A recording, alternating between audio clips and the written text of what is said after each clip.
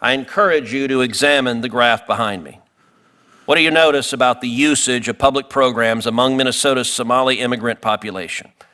81% of Somali households in Minnesota receive some form of welfare, compared to 21% of non-Somali households. 54% of Somali households receive food stamps, compared to 7% of non-Somali households. 73% are enrolled in Medicaid, compared to 18% of non-Somali households. And 27% receive cash assistance, compared to 6% of non-Somali households.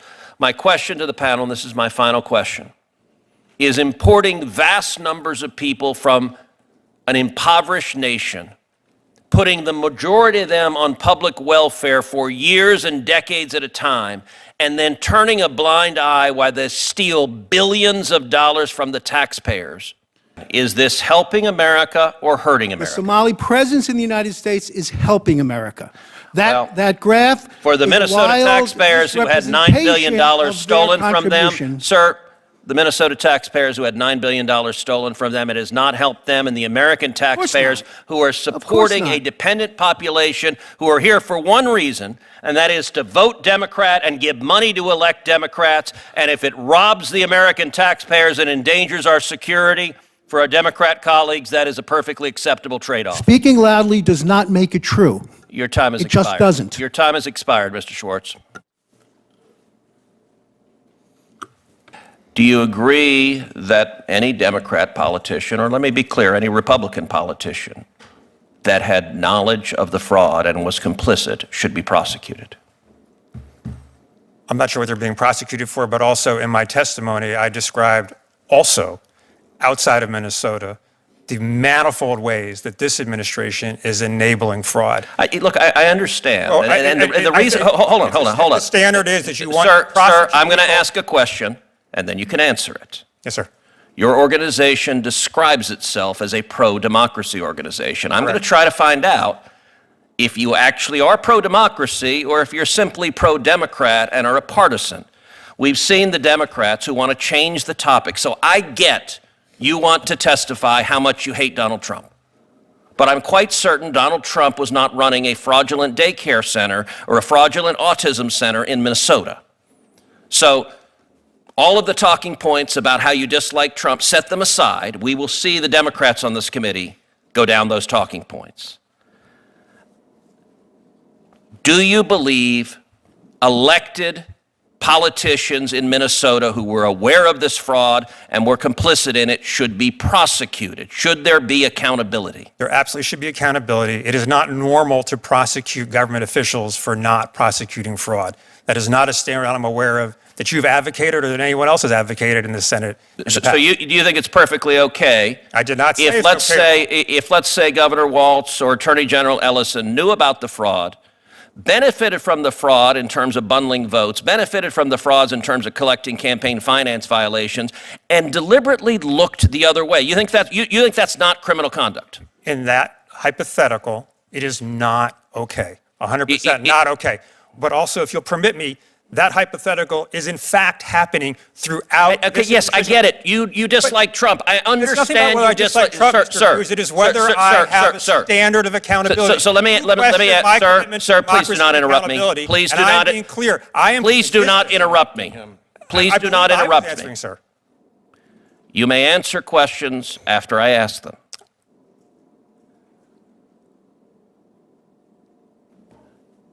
You've heard the evidence and testimony about daycare centers with no children, with no toys, with no facilities, with windows that are blacked out. Do you believe it is possible that the officials sending millions of dollars to those fake daycare centers and fake autism centers didn't know what was going on? Well, what I heard was claims about that, and I too have watched the video. We're both parents. I'm glad that the child care centers don't open their door for someone who's knocking there. I don't view that as evidence that the child care centers are fake child care centers, although I'm sure there are some.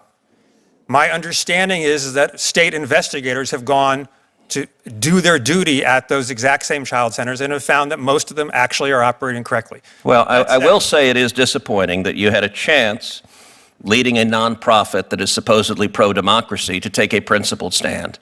Instead, you decided to defend the Somali fraudsters because it benefits elected Democrats. That's disappointing. But you know what? I'm going to give you something you're going to like, an opportunity to say all the ways you dislike President Trump, because I'm going to recognize the ranking member who will surely ask you why Trump is terrible and do everything you and he can do to change the topic from the actual topic of this hearing. Look at the stories of just the past few months in Minneapolis, case after case, naturalized U.S. citizens behaving in ways that show beyond any shadow of a doubt that they were never fit for citizenship in the first place. In Minnesota, naturalized citizens defrauded our government for billions of dollars. One individual stole almost $1.7 million from a program intended for poor children. Just today, a naturalized citizen in Massachusetts pled guilty to stealing over $1 million from our welfare programs. Something has to change. It's why I've introduced the SCAM Act to expand and accelerate our ability to denaturalize people who should have never become citizens in the first place. If you use your new citizenship to commit massive welfare fraud, aggravated felonies, or espionage, or join drug cartels or terrorist organizations, you were never fit to be called an American at all. I encourage my colleagues on this committee to support that important legislation. Now, Mr. Weissman, you are the co-CEO of Public Citizen, is that correct? Co-president, yes, Okay. sir. President, okay. Is welfare and grant fraud in the national public interest? I'm sorry, Is welfare and grant fraud in the national public interest? it is Addressing 100% contrary to the national interest. that. Okay, but taking it on would also be in the national interest, correct? Taking it on is absolutely in the Okay. American interest. Is fraud prevention is fraud prevention racist? Fraud prevention is not racist, no. Okay. Are current fraud prevention efforts by the Trump administration in Minnesota racist? No. Okay. Are deportations racist? Are deportations racist? It depends. They can be racist, Okay. for sure. Is ICE racist? I think the practices of ICE right now are abhorrent and should be abhorrent, exactly as you said, for American values. I think the practices of ICE right now are But ICE itself, the organization, is racist. the enforcing immigration and customs laws per se is not racist. What ICE actually is doing, I believe, can fairly be characterized Okay. as racist. Yes, sir. All right. I asked this because we did a little bit of digging into Public Citizen and found two things. One is you're funded by George Soros, correct? The Open Society Foundation is one of our Okay. funders, yes. And you call just about everything you don't like racist. That is not true, but Okay, well, I'm going to give you a few examples. sure. On December 11th, 2019, Public Citizen tweeted that the banking sector as a whole is racist. On August 17th, 2021, Public Citizen sent in a press release that algorithmic racism was a major problem and that we need to start creating anti-racist algorithms. On December 23rd, 2020, Public Citizen tweeted that our healthcare system is a racist abomination. On April 7th, 2023, Public Citizen tweeted that expelling two Tennessee state reps for violating the legislature's rule was racism.